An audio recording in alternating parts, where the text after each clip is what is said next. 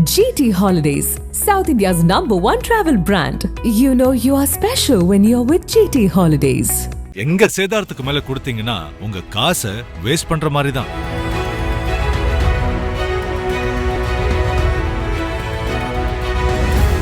மதிப்புக்குரிய நீதியரசர் ஜி.ஆர். சுவாமிநாதன் அவர்கள் 2 நீதிபதிகள் அளித்த தீர்ப்புக்கு மாறான தீர்ப்பை வழங்கியிருக்கிறார். அப்புறம் இவங்க அப்பீல் போனப்ப அங்க 2 அமர்வு வந்து தள்ளுபடி பண்ணாங்க. அதுதான் கேள்வி. அதை தள்ளுபடி செய்திருக்கிறார்கள். அதனால்தான் இதை எதிர்த்து உச்சநீதிமன்றத்துக்கு அரசு போயிருக்கிறது. ராமராஜ்யம் வரும். ராமராஜ்யம் எந்த ராமராஜ்யத்தை கொண்டு வர போகிறீர்கள்? அயோத்தியாக மாற்றுவோம் என்று சொல்கிறார்கள்.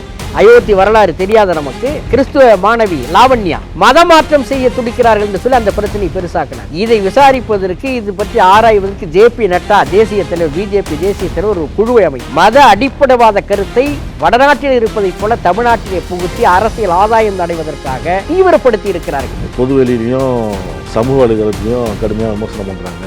பாபர் மசூதி தீர்ப்புல 5 நீதிபதிகள் தீர்ப்பு வழங்கினாங்க. யார் இந்த தீர்ப்பு எழுதுனது தெரியாது. ஆனா பிற்காலத்துல சந்திரசூட் வந்து சொல்லுகிற போது ராமபிரானே என்னுடைய கனவுல வந்து இந்த மாதிரி எழுத சொன்னார்னு சொன்னார். இது எவ்வளவு வேடிக்கையா இருக்கு.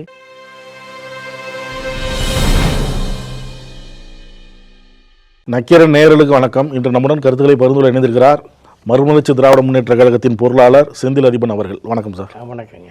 நீதிமன்றம் உத்தரவு கொடுத்துருச்சு, எதுக்கெடுத்தாலும் இந்த அரசு நீதிமன்றத்துக்கு போகும், சட்டத்தின்படி நடப்போம் அப்படின்னு சொல்லக்கூடிய அரசு நீதிமன்றம் தீர்ப்பு கொடுத்ததுக்கு அப்புறமும் அந்த நீதிமன்ற தீர்ப்பை மதிக்காமல் தீபம் ஏற்ற அனுமதிக்கலை அப்படிங்கிற குற்றச்சாட்டை இந்து அமைப்புகளும் பாஜகவும் வைக்குது. திருப்பரங்குன்றம் விஷயத்தில் வழங்கப்பட்டிருப்பது தனி நீதிபதி ஜி.ஆர். சாமிநாதன் அவர்கள் வழங்கியது நீதி அல்ல. காரணம், நீதிபதி அவர்கள் இந்த வழக்கை பொறுத்தவரையிலே அளித்திருக்கக்கூடிய தீர்ப்பு என்பது ஏற்கனவே நீதிமன்றங்கள் அளித்திருக்கின்ற தீர்ப்புகளை மறுதளித்துவிட்டு அல்லது ஒருதலைப்பட்சமாக அந்த தீர்ப்புகளை நிராகரித்துவிட்டு புதிதாக இவர் வந்து ஒரு பிம்பத்தை கட்டமைப்பதற்காக ஒரு நோக்கத்தோடு அந்த தீர்ப்பு வழங்கப்பட்டிருப்பதாகத்தான் நாங்கள் கருதுகிறோம். ஏனென்றால் இது 100 ஆண்டு காலமாக இருக்கக்கூடிய பிரச்சனை. 1920ஆம் ஆண்டு பிரிட்டிஷ் காலத்தில் வருவாய்த்துறை திருப்பரங்குன்ற மலை மீது ரயில்வே பாதை அமைக்கவும் குவாரிகள் அமைக்கவும் அந்த இடங்களை, மலைப்பகுதிகளை கைப்பற்ற முயற்சி எடுத்த நேரத்தில் அங்கே இருக்கக்கூடிய திருப்பரங்குன்றம் முருகன் ஆலய நிர்வாகம் தேவஸ்தானத்தின் சார்பில் அதற்கு எதிர்ப்பு தெரிவிக்கப்பட்டு கீழமை நீதிமன்றத்திலே ஒரு வழக்கம் தொடரப்பட்டது. அந்த வழக்கை விசாரித்த பி.வி. ராமையருங்கிற நீதிபதி, கீழமை நீதிமன்றத்தினுடைய நீதிபதி, மிக தெளிவான தீர்ப்பை அன்றைக்கு அளித்திருக்கிறார். அந்த தீர்ப்பின் அடிப்படையில் ஏறத்தாழ 300க்கும் மேற்பட்ட ஆவணங்களை ஆய்வு செய்து 21 சாட்சிகளை விசாரித்து 1923 ஆகஸ்ட் 25ஆம் தேதி ஒரு தீர்ப்பு வழங்கப்பட்டது. அந்த தீர்ப்பில் நெல்லித்தோப்பு, அதில் உள்ள மண்டபம், நெல்லித்தோப்பிலிருந்து பள்ளிவாசல் வரையில் இருக்கக்கூடிய படிக்கட்டுகள், பள்ளிவாசல், கொடிமர கம்பம் ஆகிய அனைத்தும் இஸ்லாமியர்களுக்கு சொந்தம் என்று சொல்லி, கிரிவலைப்பாதை, முருகன் கோயில் தேவஸ்தான நிர்வாகத்துக்கு சொந்தம்ங்கிற தீர்ப்பை அந்த முருகன் கோவில் தேவஸ்தான நிர்வாகம் அளித்த புகாரின் அடிப்படையில் வழங்கப்பட்ட தீர்ப்பு. அப்போ சொத்து தொடர்பான தீர்ப்பை மிக தெளிவாக 100 ஆண்டுகளுக்கு முன்பே வழங்கப்பட்டது. இந்த தனி நீதிபதியினுடைய ராமையருடைய தீர்ப்பை எதிர்த்து உயர்நீதிமன்றத்திலே அன்றைக்கு வழக்கு தாக்கல்படுகிறது. அந்த உயர்நீதிமன்றம் அளித்த தீர்ப்பு பிரிட்டிஷ் வருவாய்த்துறைக்கு ஆதரவாக இருக்கிறது. எனவே அதையும் எதிர்த்து அன்றைக்கு உச்சநீதிமன்றம் பிரிட்டிஷ் பீரியடில் இருந்த லண்டன் பிரிவி கவுன்சிலுக்கு போகிறது. லண்டன் உச்சநீதிமன்றத்திலே பிரிவி கவுன்சிலில் இந்த வழக்கு நடைபெற்று அங்கே தனி நீதிபதி பி.வி. ராமையர் கொடுத்த தீர்ப்பு செல்லுபடியாகும் என்று 12/5/1930ஆம் ஆண்டு தீர்ப்பு வழங்கப்பட்டிருக்கிறது. அதாவது சிக்கந்தர் தர்கா, முருகன் கோயிலுக்கு இடையிலான சொத்துரிமை தொடர்பான வழக்கில் மிக தெளிவான தீர்ப்பு. சரி, இது பிரிட்டிஷ் அரசுக்கு ஆட்சி காலத்திலே, ஆங்கிலேயர் ஆட்சி காலத்திலே வழங்கப்பட்ட தீர்ப்பு என்று சொல்லலாம். விடுதலை பெற்றதற்கு பிறகு ஏறத்தாழ 15க்கும் மேற்பட்ட நீதிமன்ற தீர்ப்புகள் வந்திருக்கின்றன. இதே வழக்கில் 1994 இதே போன்ற வழக்கு இந்து பக்த ஜனசபையினுடைய தலைவர் தியாகராஜன் என்பவர் ஒரு வழக்கு சென்னை உயர்நீதிமன்றத்தில் தாக்கல் செய்கிறார். அந்த வழக்கில் என்ன சொல்கிறாருன்னா, பழமையாக தீபம் ஏற்றக்கூடிய பீடம் இருக்கிறது, கிட்டத்தட்ட 300 ஆண்டுகளாக தீபம் ஏற்றக்கூடிய இடத்துல தீபத்தை ஏற்றாமல் தர்காவுக்கு சொந்தமான கொடிமரம் பகுதியில் அமர்ந்திருக்கின்ற இடத்திலே தீபம் ஏற்ற அனுமதிக்க வேண்டும் என்று சொல்லி அந்த வழக்கை இந்து பக்த ஜனசபையினுடைய தலைவர் தியாகராஜன் என்பவர் தாக்கல் செய்கிறார். அந்த வழக்கை விசாரித்த நீதிபதி கனகராஜ் 1930ஆம் ஆண்டு பிரிவி கவுன்சில் வழங்கிய தீர்ப்பே இறுதியானது. எனவே காலங்காலமாக எங்கே தீபம் ஏற்றப்படுகிறதோ அந்த இடத்தில்தான் ஏற்ற வேண்டும் என்கிற உத்தரவை 24/11/1994 பிறப்பிக்கிறார். இதே மாதிரி வழக்கு திரும்பவும் 96ஆம் ஆண்டு வழக்கு தாக்கல் செய்யப்படுகிறது. அந்த வழக்கிலேயும் தர்காவுக்கு அருகில் உள்ள இடத்திலே தீபம் ஏற்றுவதற்கு அனுமதிக்க வேண்டும் என்று தொடரப்பட்ட வழக்கு. இந்துக்கள் பெயராலே குழப்பத்தை விளைவிக்கக்கூடியவர்கள் அன்றைக்கு 96 தீர்ப்பம் இதே வழக்கு திருப்பரங்குன்ற மலையிலே தர்காவுக்கு அருகிலே அந்த கல் தூணில் ஏற்ற வேண்டும் என்று வந்தபோது சென்னை உயர்நீதிமன்றம் மிக தெளிவான தீர்ப்பை, உச்சநீதிமன்றத்தினுடைய எப்படி பிரிவி கவுன்சில் தீர்ப்பை 94 கனகராஜ் நம்ம சென்னை உயர்நீதிமன்ற நீதிபதி அதே தீர்ப்பை நிலைநிறுத்த வேண்டும் என்று சொன்னாரோ அதே தீர்ப்பை அதை ஒட்டிய 96ஆம் ஆண்டு உச்சிப்பிள்ளையார் கோயிலுக்கு அருகில் உள்ள சுப்பிரமணிய சுவாமி கோயில் உள்ள பாரம்பரியமான மண்டபத்தில் தான் தீபம் ஏற்ற வேண்டுங்கிற தீர்ப்பு வழங்கப்பட்டது 96. அதில் கூட எதிர்காலத்தில் நீங்கள் தீபம் ஏற்றுற இடத்த நீங்கள் மாற்றுறீங்கன்னு சொன்னால் இந்து சமய அறநிலையத்துறையினுடைய அனுமதியை பெற வேண்டும். அந்த அனுமதி பெறுகிற நேரத்தில் அந்த அனுமதிக்கப்படுகிற இடம் 1920ஆம் ஆண்டு ஆணையின் கீழ் அதுக்கு ஒதுக்கப்பட்ட தர்கா படிகள் நெல்லித்தோப்பு பகுதியிலிருந்து 75 மீட்டர் அப்பால் இருக்க வேண்டும் என்கிற தீர்ப்பை 96 வழங்கினார்கள்.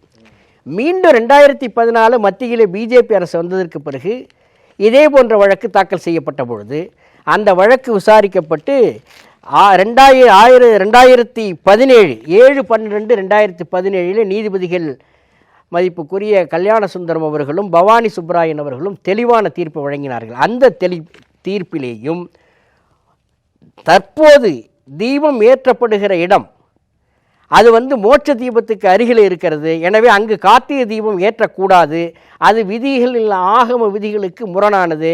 எனவே தர்காவுக்கு அருகிலே தீபம் ஏற்ற வேண்டும் என்று சொல்லி இவர்கள் தாக்கல் செய்த மனுவை தள்ளுபடி செய்த நீதியரசர்கள் கல்யாண சுந்தரமும் அதை போல பவானி சுப்ராயன் அவர்களும் மோட்ச தீபத்துக்கு அருகிலே கார்த்திகை தீபம் ஏற்றக்கூடாது என்று எந்த ஆகம விதி கூறுகிறது, அதற்கான ஆதாரம் என்ன, அந்த ஆதாரம் இல்லை என்று சொல்லி அதை தள்ளுபடி செய்துவிட்டு தற்போது தொடர்ந்து பல ஆண்டுகளாக எங்கே தீபம் ஏற்றப்படுகிறதோ அந்த இடத்தில்தான் ஏற்ற வேண்டும் என்று சொல்லி உறுதிப்படுத்தி 2017ஆம் ஆண்டு தீர்ப்பளித்து விட்டார்கள் 2 நீதிபதிகள் அமர்வு.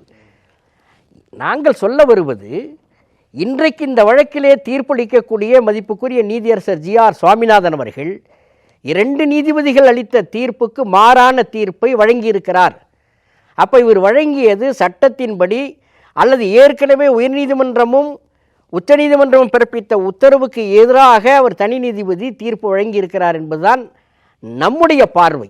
பிரிட்டிஷ் ஆட்சி காலத்திலேருந்து இந்த விவகாரம் போயிட்டுருக்கு. அப்போலேருந்து தீர்ப்புகள் வழக்குக்கு போய் தீர்ப்புலாம் வந்துட்டுருக்கு. இப்போ இருக்கிற நடைமுறை தான் அப்படின்னு சொல்லி அவங்க என்ன சொல்கிறாங்க, தர்காவில் இருக்கிறவர்களே எதிர்ப்பு தெரிவிக்காத போது இவங்க ஏன் இந்த மாதிரி அனுமதி தரல? இதில் 2 விஷயத்தை பார்க்கணும். ஒன்று, தனி நீதிபதி தீர்ப்பளிக்கின்ற போது இது சம்பந்தமான ஏற்கனவே நடத்தப்பட்ட வழக்கில் 2 நீதிபதிகள் அமர்வு தீர்ப்பளித்திருக்கிறது. அந்த தீர்ப்பை இவர் முறையாக இந்த வழக்கிலே அந்த தீர்ப்பினுடைய கருத்தை உள்வாங்கியிருக்க வேண்டும், அதன் அடிப்படையிலே தீர்ப்பை வழங்கியிருக்க வேண்டும். ஒன்று. இன்னொன்று, சட்டப்பூர்வமாக நீதிபதி ஓய்வு பெற்ற நீதிபதி மதிப்புக்குரிய ஹரிபரந்தாமன் அவர்கள் கூட ஒரு பேட்டியிலே சொல்லியிருக்கிறார், 2 நீதிபதிகள் கொண்ட ஒரு அமர்வு சென்னை உயர்நீதிமன்ற மதுரை கிளை அமர்வு வழங்கிய தீர்ப்பை ஒரு தனி நீதிபதி அதை ரத்து செய்ய முடியாது. அதற்கு மேற்பட்ட 2க்கு மேற்பட்ட நீதிபதிகள் சேர்ந்துதான் அல்லது 3 நீதிபதிகளோ அதிகமான நீதிபதிகள் தான் அந்த வழக்கிலே இந்த தீர்ப்பை மாற்ற வேண்டும் என்று சொன்னால் 3 நீதிபதிகள் அமர்வு தான் முடிவெடுக்க வேண்டுமே தவிர சட்டப்பூர்வமாக நீதிமன்ற மரபுபடி ஜி.ஆர். சாமிநாதன் அவர்கள் வழங்கிய தீர்ப்பு செல்லாது என்று சொல்லியிருக்கார். இது நீதித்துறையை பொறுத்தவரையில். அப்புறம் இவங்க அப்பீல் போனப்ப அங்கே 2 அமர்வு வந்து தள்ளுபடி பண்ணாங்க. அதுதான் கேள்வி. அதை தள்ளுபடி செய்திருக்கிறார்கள். இருந்தாலும் அரசு அதனால தான் இதை எதிர்த்து உச்சநீதிமன்றத்துக்கு அரசு போயிருக்கிறது. உச்சநீதிமன்றத்துக்கு போயிருக்கிறது. ஆக அடிப்படையிலேயே நீதிமன்றத்தினுடைய மரபுகள், நீதிமன்றத்தினுடைய சட்ட நெறிகளை மீறி இந்த தீர்ப்பை தனி நீதிபதி அவர்கள் வழங்கியிருக்கிறார் என்பதுதான் எல்லோருடைய பார்வை. 2வது, அரசு சட்ட ஒழுங்கை பாதுகாக்க வேண்டிய கடமை அரசுக்கு இருக்கிறது. இந்த தீபமேற்றுகிற இடம் தொடர்பான பிரச்சனை ஏற்பட்டு அது பொதுமக்கள் மத்தியில் சட்ட ஒழுங்கு பிரச்சனையாக ஏற்பட்டால், நல்லவேளை தர்காவில் இருக்கக்கூடியவர்கள் அல்லது மற்ற இஸ்லாமிய சமூகத்தைச் சேர்ந்தவர்கள் இதில் குறுக்கீடு செய்யவில்லை எந்த இடத்திலேயும். ஒருவேளை அவர்கள் கேட்கறாங்க, அவங்களே ஆட்சேபணம் தெரிவிக்காத போது நீங்க அவர்கள் அந்த பாரம்பரியமாக திருப்பரங்குன்றத்தில் இருக்கக்கூடிய அந்த அமைதியை, சமூக நல்லிணக்கத்தை, மத நல்லிணக்கத்தை, அமைதியை நிலைநாட்ட வேண்டும் என்று ஒரு சாரார்கள் ஏற்றுக்கொண்ட காரணத்தினால் அரசாங்கம் இதை கவனித்துக் கொள்ளும், அரசு நீதி வழங்கும், சட்ட அமைப்புகள், நீதிமன்றங்கள் நமக்கு ஏற்கனவே வழங்கிய தீர்ப்புகளை சட்ட ரீதியாக நடைமுறைப்படுத்தும் என்ற நம்பிக்கை அவர்கள் இருக்கிற காரணத்தினால் அவர்கள் ஒதுங்கி இருக்கிறார்கள். ஆனால் ஒருவேளை அவர்களும் பதிலுக்கு பதில் களத்துக்கு வந்து இறங்கி இந்த பிரச்சனை சட்ட ஒழுங்கு பிரச்சனையாக தீவிரமாக ஆகி இருந்தால் என்ன செய்வது? அரசை குறை கூறுவார்கள். இந்த விஷயத்தில் அந்த நீதிபதி தீர்ப்பில் வந்து உங்களுக்கு ஆட்சேபணம் இருந்தால் தர்கா சார்பில் நீதிமன்றத்தில் முறையிட்டு இருக்கணும். ஆனால் கோயில் செயல் அலுவலர் இதில் ஏன் வராரு அப்படிங்கிற கேள்வியை பாஜக மாநில முன்னாள் தலைவர் எழுப்பியிருக்கிறார். அதோட 2005ஆம் ஆண்டு நடந்த அமைதி குழு பேச்சுவார்த்தையில் தர்கா இருக்கும் இடத்திலிருந்து 15 மீட்டர் தூரத்தில் தீபம் ஏற்றலாம் என இஸ்லாமியர்கள் கையெழுத்திட்ட ஆவணம் இருக்கிறது அப்படிங்கிற விஷயத்தை சொல்கிறார். இல்லை, அது மாதிரி ஆவணங்கள் இருந்தால் நீதிமன்றம் என்பது நடைமுறைப்படுத்தப்படுகிற பொழுது நீதிமன்றத்தின் என்ன தீர்ப்பு 2017 கடைசியாக வழங்கப்பட்டிருக்கிறதோ அந்த தீர்ப்பை நடைமுறைப்படுத்த வேண்டிய கடமை சட்ட ஒழுங்கை பேண வேண்டிய அரசுக்கு இருக்கிறது. இங்கே சட்டம்தான் செல்லுபடியாகும். அப்போ அந்த நீதிபதியினுடைய தீர்ப்பை பவானி சுப்பராயன், கல்யாண சுந்தரம் 2 நீதிபதிகள் வழங்கிய தீர்ப்பை 2017 வழங்கிய தீர்ப்பை நடைமுறைப்படுத்த வேண்டும் என்பதுதான் இன்றைய திராவிட முன்னேற்றக் கழக அரசினுடைய கடமை, பொறுப்பு. அதைத்தான் அவர்கள் செயல்படுத்துவதற்கான முயற்சிகளில் ஈடுபட்டார்கள். இதில் அரசாங்கத்தை குறை சொல்வதற்கு என்ன இருக்கிறது? இந்த பிரச்சனையை பொறுத்தவரையில் தமிழ்நாட்டில் வடபுலத்தை போல மத அடிப்படைவாதத்தை பயன்படுத்தி இந்துக்களாக எல்லாரையும் ஒன்றிணைத்து தேர்தல் அரசியல் ஆதாயம் அடைய வேண்டும் என்று இவர்கள் முயற்சிக்கிறார்கள். எங்கள் ஆரியூர் தலைவர் வைகோ அவர்கள் கொடுத்த அறிக்கையில் கூட தெளிவாக தெரிவித்திருக்கிறார், நேர்காணலையும் தெரிவித்திருக்கிறார். அவர்களுடைய நோக்கமே அந்த களத்தில் இவ்வளவு கலைவர் நடந்து கொண்டிருக்கிறது. அங்கே வந்து நயினார் நாகேந்திரன் அவர்கள் பிஜேபி மாநில தலைவர் பேட்டி கொடுக்கிறார். இந்த கோயில் சம்பந்தமான தீபமேற்ற சம்பந்தமான பிரச்சனை ஏற்பட்டிருக்கிற பொழுது மக்கள் கூட்டம், அங்கே ஒரு பக்கம் காவல்துறை அதிகாரிகள் இருக்கிறார்கள். இவர் பத்திரிகையாளரிடத்தில் சொல்கிறார், 2026ஆம் ஆண்டு சட்டப்பேரவை தேர்தலில் தேசிய ஜனநாயக கூட்டணி தான் தமிழ்நாட்டில் ராமராஜ்யம் வருங்கிறார். ராமராஜ்யம் எந்த ராமராஜ்யத்தை கொண்டு வரப்போகிறீர்கள்? வடபுலத்திலே ராமராஜ்யம் கொண்டு வருவோம் என்று அறிவித்து ரத்தாறு பெருக்கெடுத்து ஓடியதே, அதுபோன்ற ஒரு ராஜ்யத்தை இங்கே அமைக்கப் போகிறீர்களா? அயோத்தியாக மாற்றுவோம் என்று சொல்கிறார்கள். அயோத்தி வரலாறு தெரியாத நமக்கு? அப்போ என்ன இவருடைய நோக்கம் என்ன என்பதை திருப்பரங்குன்றம் கோயிலை முன்வைத்து பிஜேபி என்ன நினைக்கிறது என்பதை அவர்களே வெளிப்படையாக ஒப்புக்கொண்டு விட்டார்கள். நாங்கள் எல்லோரும் சமமாக தான் இருக்கிறோம், அமைதியாக தான் இருக்கிறோம், மாமன் மச்சான் போல தான் பழகிட்டு இருக்கிறோம், திமுக தான் தேவையில்லாத பிரச்சனையை உண்டாக்குது அப்படிங்கிறாங்க பாஜகக்காரங்க. வானதி சீனிவாசனாக இருக்கட்டும், பாஜக முன்னாள் தலைவர் நயினார் நாகேந்திரன், எல்லாருமே திமுகவுடைய கொள்கை நீர்த்து போனது காரணமாக இந்த மாதிரி விஷயங்களை கையில் எடுக்கிறாங்க. இல்லை, தேர்தல் நேரத்தில் அதாவது நீங்கள் வந்து நயினார் நாகேந்திரனோ வானதி சீனிவாசனோ அல்லது ஹச்ராஜாவோ அவர்கள் இதற்கு மாறாக பேசினால்தான் நீங்கள் ஆச்சரியப்படணும். அவர்கள் இப்படித்தான் ஒன்று போலத்தான் வாசிப்பார்கள், பேசுவார்கள். காரணம் என்னவென்று சொன்னால், எதையாவது செய்து மதத்தின் பெயரால் தமிழ்நாட்டிலே கால் ஊன்ற முடியுமா என்று அவர்கள் கடைசி கட்ட முயற்சியில் மிக தீவிரமாக இறங்கியிருக்கிறார்கள். அதற்கு இந்த வருஷம் மட்டுமே நாங்க போராடல, வருஷம் வருஷமா தான் போராடிட்டு 30 ஆண்டு இருக்காங்க. காலமாக போராடுகிறேன். நான் ஒரு செய்தி இன்னும் இந்த வருஷம் தான் நாங்க வந்து போராடுற மாதிரி இந்த அரசும் திமுக கூட்டணி கட்சிகளும் இப்படி பேசுறாங்க. நாங்க ஒவ்வொரு வருடமும் நாங்க அந்த தூண்ல ஏத்தணும் தான் போராடிட்டு இருக்கிறோம் அப்படின்னு சொல்றாங்க. RSS பிஜேபியினுடைய பலமே ஒரு திட்டத்தை போட்டார்கள் என்றால் அடுத்த 30 ஆண்டு காலத்துக்கு பிறகு அந்த திட்டம் பயனளிக்க வேண்டும் என்று ஒரு பெரிய நோக்கத்தோடு இயங்கக்கூடியவர்கள். இதுக்கு உதாரணமாக சொல்ல வேண்டும் என்றால் காஷ்மீரை சொல்லலாம். காஷ்மீருக்கு சிறப்பு அந்தஸ்து 370வது பிரிவு நடைமுறைப்படுத்தப்பட்ட 1950களில் அன்றைக்கே எதிர்த்தார். அன்றைக்கே சியாமபிரசாத் முகர்ஜி, ஜனசங்கத்தினுடைய தலைவர் சியாமபிரசாத் முகர்ஜி 370வது அரசியல் சட்ட பிரிவை நீக்க வேண்டும் என்று சொல்லி, சிறப்பு அந்தஸ்து கூடாது என்று சொல்லி காஷ்மீரிலே அவர் இப்போ விழிப்புணர்வு பிரச்சார பயணம் போய் அங்கேயே அவர் கைதாகி சிறையில் இறந்து போனார். இன்னைய வரையிலே அது மர்ம மரணம் என்று இவர்கள் சொல்லிக் கொண்டிருக்கிறார்கள் இந்துத்துவாதிகள். அவர்களை பொறுத்தவரையில் 1951 எதிர்த்தார்கள். அதிகப்படியான மெஜாரிட்டியோடு வந்த நேரத்திலே இத்தனை ஆண்டு காலம், ஏறத்தாழ ஒரு அரை நூற்றாண்டு காலத்துக்கு மேலாக 370வது பிரிவை நீக்க வேண்டும் என்று போராடியவர்கள், அதற்காக குரல் கொடுத்தவர்கள் அதிகாரம் கையில் வந்தபோது காஷ்மீரை உடைத்து நொறுக்கினார்கள். அவர்கள் திட்டத்தை செயற்படுத்தினார்கள். 370வது பிரிவை நீக்கினார்கள். எந்த சட்டத்தையும் அவர்கள் ஏற்க மாட்டார்கள். அரசியல் சட்டத்தை ஏற்க மாட்டார்கள். அவர்களுடைய இந்து ராஜ்யம் என்று சொல்லக்கூடிய அவர்களுடைய இந்து ராஷ்டிரம் அந்த கனவை நோக்கி போக வேண்டும் என்று சொன்னால் நெடுங்கால திட்டத்தை கையில் வைத்திருப்பவர்கள் RSSகாரர்கள். தமிழ்நாட்டில் 1992 அக்டோபர் மாதம் வெளிவந்த இல்லஸ்ட்ரேட்டட் வீக்லியில் அன்றைக்கு RSSனுடைய அமைப்பிலே இருந்து பிஜேபிக்கு அனுப்பப்பட்ட தேசிய துணைத் தலைவராக இருந்த கோவிந்தாச்சாரியா தமிழ்நாட்டைச் சேர்ந்தவர். அவர் ஒரு பேட்டி கொடுத்தார். தமிழ்நாட்டில் அடுத்த 40 ஆண்டு காலத்துக்குள்ளே நாங்கள் காலூன்றுவதற்கு 40 ஆண்டு கால செயல் திட்டத்தை நாங்கள் உருவாக்கியிருக்கிறோம். 1992 அவர்கள் கொடுத்த 40 ஆண்டு காலத்துக்கு பிறகு தமிழ்நாட்டிலே என்ன நடைபெற வேண்டும் என்று 92ஆம் ஆண்டு பேட்டி கொடுத்திருக்கிறார்கள் என்றால், இன்றைக்கு அவர்கள் கால் ஊன்ற முடியாத தமிழ்நாட்டிலே கால் ஊன்றுவதற்காக அரசியலெல்லாம் தாண்டி தமிழ்நாட்டில் திராவிட இயக்கம் வலிமையாக இருக்கிற தமிழ்நாட்டில் கால் ஊன்றுவதற்கு எந்தெந்த கருவிகளை பயன்படுத்த வேண்டும் என்று நினைக்கின்ற பொழுது RSS இது போன்ற மத அடிப்படைவாத கருத்தை வடநாட்டில் இருப்பதைப் போல தமிழ்நாட்டிலே புகுத்தி அரசியல் ஆதாயம் அடைவதற்காக தீவிரப்படுத்தி இருக்கிறார்கள். இது இப்பொழுதல்ல.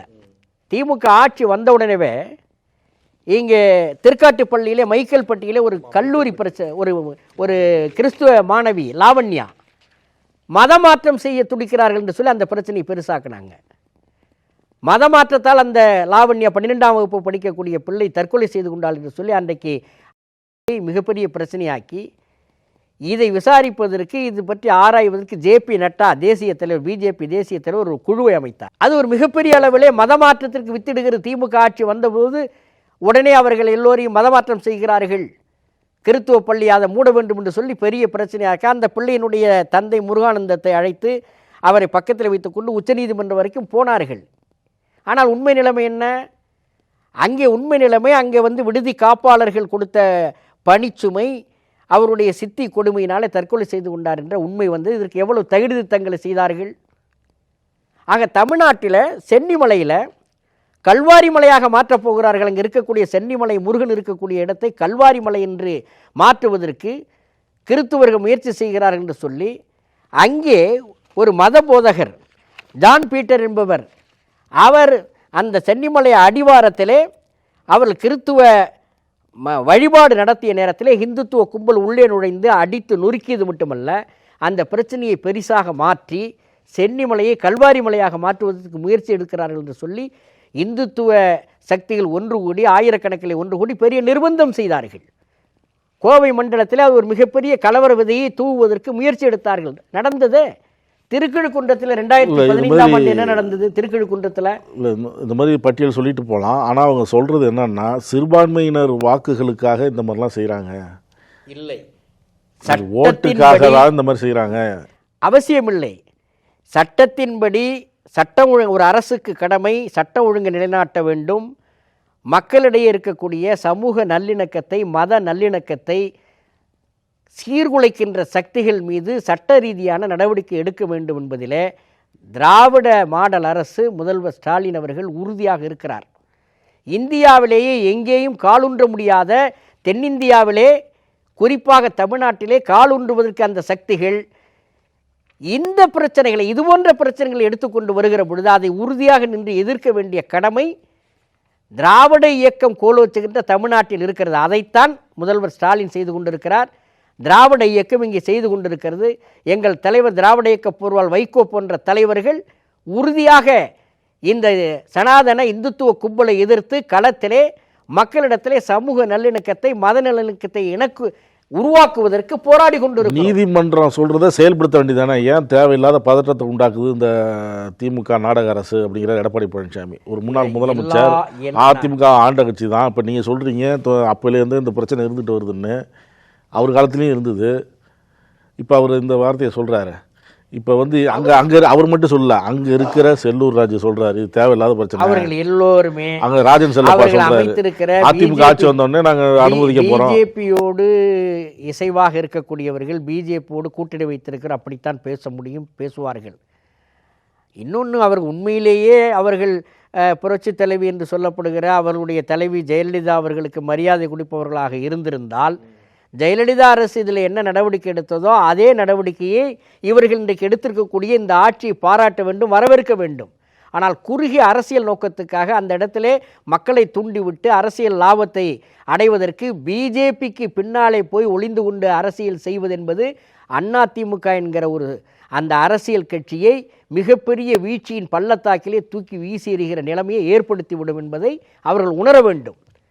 கொள்கை ரீதியாக ஜெயலலிதா அவர்களை அவர்கள் அம்மா என்று சொல்லி ஏற்றுக்கொண்டிருக்கிறார்கள் என்று சொன்னால் அந்த அரசு எடுத்த நடவடிக்கை இவர்கள் பாராட்ட வேண்டும், அதற்கு ஆதரவாக இருக்க வேண்டும். அரசியலை தாண்டி கொள்கை வேற கூட்டணி வேற தானே செல்லூர்ராஜ் சொல்றாரு. இப்போ கூட்டணியாக இருந்தாலும் கூட மக்களிடத்திலே வேற்றுமையை பாராட்டி, வடநாட்டிலே எப்படி இந்து முஸ்லீம் கலவரவதையை தூண்டி அங்கே மத அடிப்படையில் அரசியல் செய்து கொண்டிருக்கிறார்களோ அதே நிலையை உருவாக்குவதற்கு தமிழ்நாட்டிலே முயற்சி எடுக்கிற பொழுது அதை தடுக்க வேண்டிய கடமை திராவிட இயக்கம் என்று சொல்லப்படுகிற அதிமுகவுக்கும் இருக்கிறது. அதிமுக இன்றைக்கு அமித்ஷா திமுகவாக மாறி இருக்கிற காரணத்தினால் அவர்கள் இப்படித்தான் பேசுவார்கள். இந்த விஷயத்தில் நீதிபதியை விமர்சிக்கிறாங்க, பொதுவெளியிலையும் சமூக வலைதளத்திலையும் கடுமையாக விமர்சனம் பண்ணுறாங்க. எப்படி வந்தாலும் ஒரு தீர்வு, எந்த பிரச்சனைக்காக இருந்தாலும் தீர்வு வந்து நீதிமன்றத்துக்கு தான் வரணும் எல்லாரும். அதனால் நீ இது வந்து பொறுத்து கொள்ள முடியாது அப்படின்னு ஒரு விஷயம். எல்லா நீதிமன்றங்கள் வழங்குகிற நீதிபதிகள் அளிக்கக்கூடிய தீர்ப்புகள் அனைத்தும் அப்படி ஏற்றுக்கொள்ள வேண்டும் என்கிற அவசியம் இல்லை. எல்லாம் விமர்சனத்துக்கு உட்பட்டவை தான். பாபர் மசூதி தீர்ப்பில் 5 நீதிபதிகள் தீர்ப்பு வழங்கினாங்க. யார் இந்த தீர்ப்பை எழுதுனது தெரியாது. ஆனால் பிற்காலத்தில் தனஞ்சய் சந்திரசூட் வந்து சொல்லுகிற போது சொன்னார், அந்த தீர்ப்பை எழுதுகிற நேரத்தில் ராமபிரானே என்னுடைய கனவுல வந்து இந்த மாதிரி எழுத சொன்னார்னு சொன்னார். இது எவ்வளோ வேடிக்கையாக இருக்குது. ராமபிரானே இவருடைய கனவுல அரசியல் சட்ட நெறிகளை, தொல்லியல் துறையினுடைய ஆய்வுகளை, ஆவணங்களை ஆராய்ந்து பாபர் மசூதி வழக்கிலே நாங்கள் இந்த தீர்ப்பை நேர்மையாக வழங்கியிருக்கிறோம் என்று சொல்ல வேண்டிய ஒரு நீதிபதி ராமபிரான் என்னுடைய கனவிலே வந்து சொன்னார், நான் தீர்ப்பு வழங்கினேன் என்று சொன்னார். அந்த தீர்ப்பு விமர்சிக்கப்பட்டது பாபர் மசூதி வழக்கில். இன்னொன்று, இதையெல்லாம் சொல்லக்கூடியவர்கள் ஆர்எஸ்எஸ் பிஜேபியை சேர்ந்தவர்கள் எந்த நீதிமன்ற தீர்ப்பையும், அது உச்சநீதிமன்றமாக இருந்தாலும் பல மாநிலங்கள் வழங்கியிருக்கக்கூடிய உயர்நீதிமன்ற தீர்ப்புகளாக இருந்தாலும் எந்த தீர்ப்பையும் அவர்கள் எந்த காலத்திலும் மதித்தது கிடையாது. பாபர் மசூதி இடிக்க மாட்டோம் என்று சொல்லி நீதிமன்றத்தில் ஒப்புதல் கொடுத்து விட்டு உறுதி கொடுத்து விட்டு வந்தார் கல்யாண் சிங். அப்புறம் என்ன ஆச்சு? இடித்து தகர்த்தார்கள் பாபர் மசூதியை.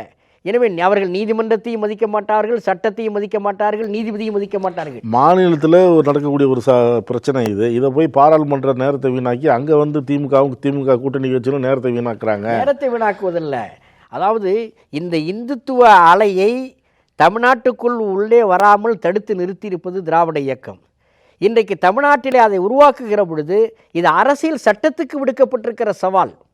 அப்போ சட்டம் இயற்றக்கூடிய நாடாளுமன்றத்தில் இந்த பிரச்சனையை எழுப்புவது என்பது நாடாளுமன்ற உறுப்பினருடைய கடமை. அதுவும் நீதிமன்ற விஷயத்தில் சபாநாயகர் தர முடியாது, அனுமதி கொடுக்கலையா? பொது, அதாவது சட்டத்துக்கு விடப்பட்டிருக்கிற சவால். நான் என்ன கேட்குறேன்னா, அப்ப பேசணும்னு இல்லை பேசணும் நாடாளுமன்றத்தில் அனுமதி கேட்குறீங்க.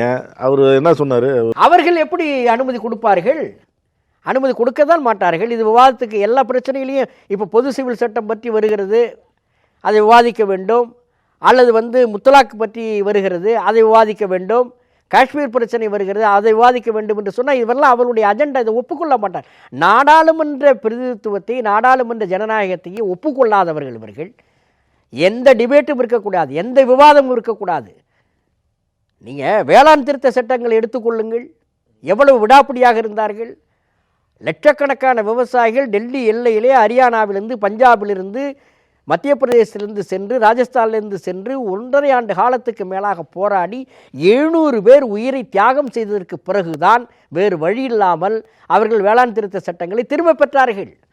நாடாளுமன்றத்தில் விவாதித்தார்களா? இந்த வகுப்பு வாரிய சட்டத்தை நடைமுறைப்படுத்தக்கூடாது என்பதற்காக இந்தியா முழுவதும் போராட்டம் நடத்தினார்கள் சிறுபான்மை மக்கள். நாடாளுமன்றத்தில் விவாதம் ஒழுங்காக நடந்ததா? அல்லது நாடாளுமன்றத்தினுடைய உறுப்பினர்களை கொண்ட பார்லிமெண்ட் கமிட்டி, அந்த பாராளுமன்ற கமிட்டி கொடுத்த திருத்தங்களை, அதில் ஒரு உறுப்பினராக தோழர் ராஜா அவர்கள், திமுக எம்பி ராஜா இருந்தார். அவர் வெளிப்படையாகவே சொன்னார், நாடாளுமன்றத்தில் சொன்னார், நாங்கள் கொடுத்த திருத்தங்கள் எதையும் இதில் ஏற்றுக்கொள்ளப்படவில்லை, அப்படியே இவர்கள் சட்டமாக்கி இருக்கிறார்கள் என்று சொன்னாரே.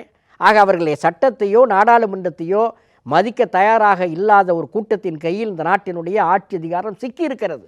இறுதியாக அவன் இந்து விரோத ஆட்சி இங்கே நடக்குது, சட்டம் ஒழுங்கை சீர்குலைக்கிறதுக்காக இந்த மாதிரிலாம் பண்ணுறாங்க, இந்துக்கள் மனசை புண்படுத்துகிறாங்க அப்படிங்கிற குற்றச்சாட்டை அவங்க வைக்கிறாங்க. தமிழ்நாட்டில் திராவிட முன்னேற்றக் கழக தலைமையிலான இந்த மதசார்பற்ற முற்போக்கு கூட்டணி 2019 எல்லா தேர்தல்களிலும் பெற்றிருக்கிற வெற்றிகளுக்கு வாக்களித்தவர்கள் பெரும்பான்மையாக இருக்கக்கூடிய இந்து மக்கள் தான். அந்த இந்து என்ற சொல்லாடலை பயன்படுத்தி மத அடிப்படையில் மக்களை ஒன்று திரட்டி வாக்குகளை பெற்றுவிடலாம் என்று கடைசி கட்ட முயற்சியிலே இறங்கியிருக்கிறார்கள்.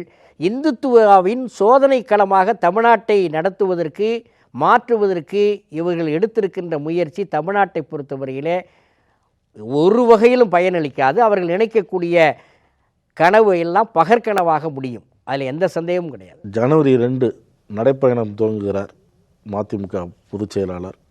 எத்தனை நாட்கள், என்ன வேற என்ன நோக்கம்? நடைபயணம் என்று சொல்கிற பொழுது எங்கள் தலைவர் வைகோ அவர்கள் எப்படி சீனாவிலே மாசேத்துங் ஒரு மறுமலர்ச்சி சீனாவை உருவாக்குவதற்கு மாசேத்துங் நடந்தாரோ, 6000 மைல் நடந்தாரோ, அதை போல் தமிழ்நாட்டு வரலாற்றிலே 6000 கிலோமீட்டர் தூரம் நடந்திருப்பவர் எங்களுடைய தலைவர் வைகோ. அந்த முத்திரையை பதித்திருக்கிறார். இப்பொழுது 82 வயதிலேயும் அந்த நடைபயணத்தை மீண்டும் இந்த அதற்கான விழிப்பவர் இருக்கிறது. அவர் நடைபயணம் மக்களை சந்திப்பதற்கு, மக்களிடம் செல் என்று சொன்னார் பேரறிஞர். Go to the people, learn from them, live them. மக்களிடம் சென்று மக்களிடம் கற்றுக்கொள்ளு, மக்களிடம் இருந்து அவர்களுக்கு தேவையானதை செய் என்று அண்ணா சொன்ன அந்த கருத்தை நடைமுறைப்படுத்துவதற்கு 6000 கிலோமீட்டர் தமிழ்நாட்டில் இதுவரை நடந்தவர் உங்களுடைய தலைவர். எல்லா பிரச்சனைக்கும், காவிரி பிரச்சனைக்காக நடந்திருக்கிறார், ஸ்டெர்லைட்டை மூட வேண்டும் என்பதற்காக விழிப்புணர்வு நடைபயணம், அதை போல நீட்டினும் அந்த திட்டத்தை ரத்து செய்ய வேண்டும் என்பதற்காக விழிப்புணர்வு நடைபயணம், முல்லை பெரியாறு அணையை பாதுகாப்பதற்காக நடைபயணம், அதை போல 3 கட்டங்களாக மதுவிலக்கை நடைமுறைப்படுத்த வேண்டும், முழு மதுவிலக்கு நடைமுறைப்படுத்த விட வேண்டும் என்பதற்காக 1200 கிலோமீட்டருக்கு மேலாக நடைபயணம், நதிகளை இணைக்க வேண்டும் என்பதற்காக திருநெல்வேலி தாமிரபரணி ஆற்றங்கரையிலிருந்து சென்னை வரையில் நடைபயணம் என்று வரலாற்றில் தொடர்ந்து ஏறத்தாழ 6000 கிலோமீட்டர் தூரம் இந்த 32 ஆண்டுகளாக நடந்தவர். ஏன் திமுகவில் இருக்கிற காலத்திலேயே 82ஆம் ஆண்டு தென் திருப்புரை கோயில் பிரச்சனைக்காக ஒரு நடைபயணத்தை மேற்கொண்டார். ஆக அந்த நடைபயணத்தினுடைய தொடர்ச்சியாக இன்றைக்கு தலைவர் வைகோ அவர்கள் தமிழ்நாட்டில் நாங்கள் ஏற்கனவே வலியுறுத்தி கொண்டிருக்கிற முழு மதுவிலக்கை நடைமுறைப்படுத்த வேண்டும், மதுவின் பிடிவிலிருந்து இந்த மக்களை, இளைஞர்களை மீட்க வேண்டும், போதை கலாச்சாரத்துக்கு அடிமைப்பட்டு இருக்கக்கூடிய இளைஞர்களிடத்தில் விழிப்புணர்வை ஏற்படுத்த வேண்டும், ஜாதி மத மோதல்கள் கூடாது, இதை வலியுறுத்தியும் இந்துத்துவ சனாதன சக்திகளுக்கு தமிழ்நாட்டிலே இதுவரையில் இடம் கொடுக்காமல் இருக்கிறோம், வரக்கூடிய தேர்தலிலும் அதற்கான முடிவு எடுக்கிற பொழுது தமிழ்நாட்டு மக்கள் எச்சரிக்கையாக இருக்க வேண்டும் என்பதையும் எடுத்து சொல்வதற்காக இந்த விழிப்புணர்வு நடைபயணத்தை ஜனவரி 2ஆம் தேதி திருச்சியிலே இருந்து எங்கள் தலைவர் தொடங்குகிறார். 12ஆம் தேதி மதுரையில் இந்த நடைபயணம் நிறைவேற இருக்கிறது. ஜனவரி 2ஆம் தேதி மாண்புமிகு தமிழ்நாடு முதலமைச்சர் அண்ணன் தளபதி ஸ்டாலின் அவர்கள் அந்த நடைபயணத்தை தொடங்கி வைக்கின்றார்கள். இடையிடையே நடக்கக்கூடிய இடங்களிலே பொதுக்கூட்டங்களிலே உரையாற்றுவதற்கு தமிழ்நாட்டின் மிக சிறந்த ஆளுமைகள் பங்கேற்று அந்த நடைபயணத்தை செய்யக்கூடிய எங்கள் தலைவரை வாழ்த்த இருக்கிறார்கள். கூட்டம் டெய்லி நடக்குதா? கூட்டம் ஒரு 3-4 சென்டர்களிலே கூட்டம் நடக்கும். திமுக கூட்டணியில் இணக்கமாக தான் இருக்கிறாரு. இந்த கோரிக்கையை முதலமைச்சர் சந்தித்து வச்சா போதும், எதிர்கட்சியாக இருந்தால் கூட நடைபயணம் பண்ணலாம். இது என்ன அப்படின்னு அது ஒரு விமர்சனம் வருது. இல்லை, அது விமர்சனம் செய்யக்கூடியவர்கள் செஞ்சு கொண்டே இருப்பார்கள். ஆனால் மக்களிடமிருந்து வர வேண்டும். நாங்கள் திமுக கூட்டணியில் இருந்தாலும் முழு மதுவிலக்கை நடைமுறைப்படுத்த வேண்டும் என்று தொடர்ந்து கூறி வருகிறோம். எங்கள் மாநாடுகளிலே, பொதுக்குழுவிலே, எங்கள் தீர்மானங்களிலே முழு மதுவிலக்கே எங்கள் இலக்கு என்று தீர்மானங்கள் நிறைவேற்றி கொண்டிருக்கோம், எங்கள் கொள்கை. ஆனால் மக்களிடத்திலேயும் இந்த விழிப்புணர்வை ஏற்படுத்த வேண்டும் என்று சொன்னால் மக்களிடத்திலே சென்று அந்த கருத்தை சொல்ல வேண்டும். இன்றைக்கு போதை கலாச்சாரத்துக்கு அடிமைப்பட்டு கிடக்கின்ற வருங்கால சமுதாயத்தை பாதுகாக்க வேண்டும் என்று சொன்னால் சமூகத்திலிருந்து அந்த கோரிக்கை எழ வேண்டும், சமூகம் விழிப்புணர்வு அடைய வேண்டும். எனவே அதுதான் நோக்கமே தவிர இது கோரிக்கை வைக்க வேண்டும், அரசாங்கம் செய்ய வேண்டும் என்று அல்ல. அரசாங்கம் அவர்களால் முடிந்த நடவடிக்கை எடுத்துக்கொண்டிருக்கிறார்கள். ஆனால் சமூக நோக்கத்தோடு இந்த நடைபயணத்தை எங்கள் தலைவர் மேற்கொண்டிருக்கிறார். ஒரு சமூக மாற்றம் ஏற்படுத்த வேண்டும், வருங்கால தலைமுறையை வாழ்விக்க வேண்டும் என்று சொன்னால் அந்த இளைஞர்களிடத்திலே, அந்த வளரும் தலைமுறையிடத்திலே இந்த கருத்து சென்று சேர வேண்டும் என்பதுதான் எங்கள் தலைவருடைய நோக்கம். பல்வேறு கருத்துக்களை பகிர்ந்ததற்கு நன்றி. ரொம்ப நன்றிங்க. நக்கீரன் டிவிக்கு சப்ஸ்கிரைப் செய்யுங்கள். உங்கள் ஆதரவே எங்கள் பலம். ஆசிரியர்களுக்கு நண்பனாகவும் மாணவர்களுக்கு ஆசானாகவும் திகழும் தேர்வு வழிகாட்டி. ஒவ்வொரு பாடத்திற்கும் அனுபவமிக்க ஆசிரியர்களின் துல்லியமான தெளிவான விடைகள். CNC இருக்கு, தேர்வு பயம் எதற்கு? இது தீரன் பப்ளிஷிங் ஹவுஸ் விற்பனை வெளியீடு.